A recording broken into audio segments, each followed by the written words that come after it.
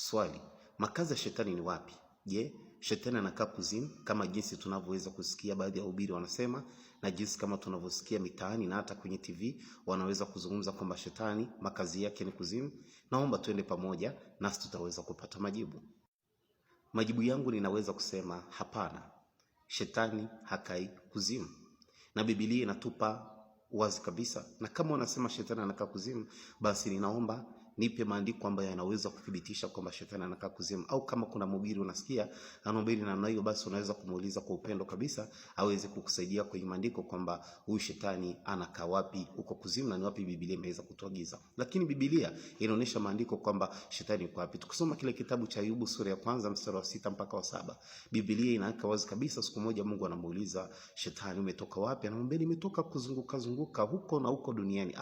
Kumbe shetani anakaa duniani, yupo anazunguka, lakini makazi yake sio kuzimu. Lakini andiko lingine pia linaweza kuthibitisha zaidi ni kile kitabu cha Petro wa 1 sura ya 5 mstari wa 8. Petro anatuambia kwamba tuwe na kiasi na kukesha, kwa maana mshtaki wetu Ibilisi ni kama simba ngurumaye akizunguka atafute mtu mmoja kumeza. Anamtafuta mtu wapi? Watu tunaishi duniani.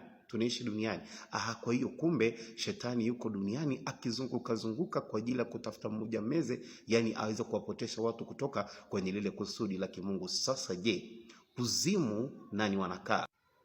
Hapo zamani kabla kuja kwa Bwana wetu Yesu Kristo, sawa na kile kitabu cha Luka 16 kuanzia mstari wa 19, ukisoma habari ya tajiri na Lazaro, watoto walipokuwa wanakufa walikuwa wanaenda kule kuzimuni, na kuzimuni kulikuwa kumegawanyika sehemu mbili, yani sehemu pa watu ambao wamekufa katika mabaya, katika dhambi, wako katika mateso, na watu waliokufa katika mema wako sehemu ambapo ni paraha.